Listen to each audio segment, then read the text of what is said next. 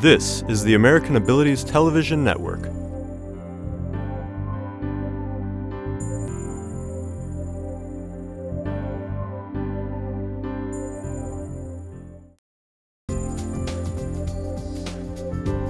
This is the American Abilities Television Network.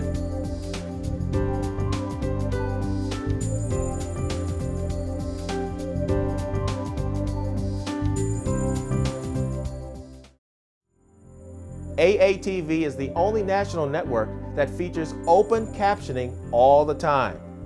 AATV, American Abilities Television Network, programming for the deaf and hard of hearing.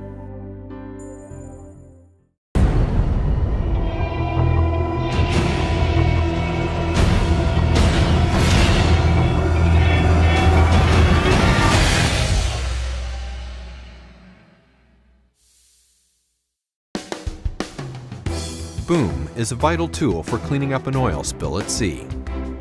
It's a floating barrier that is able to contain the oil until response teams can dispose of it properly. Deploying boom can help protect shorelines, marshland, and animal habitat that are in danger of contamination. There are four main types of boom used for oil spill response. A hard boom has a float that rides above the water and an attached skirt that hangs below. It can contain oil to an area or block it away from one. It can also be towed behind a boat to corral the oil, making it easier for skimming devices to pick up. A fire boom is used to corral oil that will be burned in its removal operation. This boom can withstand heat over 2,000 degrees. A sorbent boom is made out of a long fabric sock. Inside is a material that attracts oil but repels water, essentially absorbing the oil lying on the surface.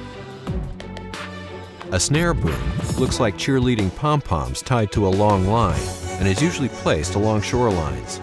The pom-pom strands catch tar balls and small amounts of oil brought in by tides and waves.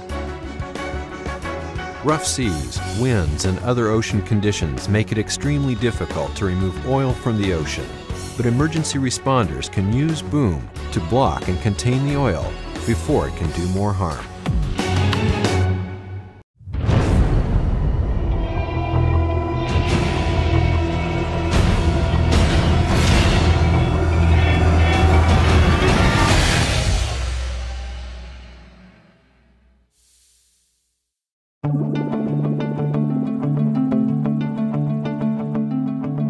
When an oil spill happens in our coastal waters, scientists will keep a close eye on ocean currents so that they can track and forecast the direction the oil may flow.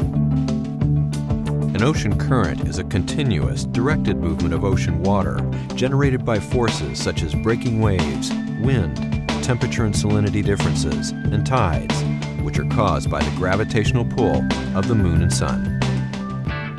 In the Gulf of Mexico, there is a warm ocean current that flows northward between Cuba and the Yucatan Peninsula and loops around before exiting through the Florida Straits.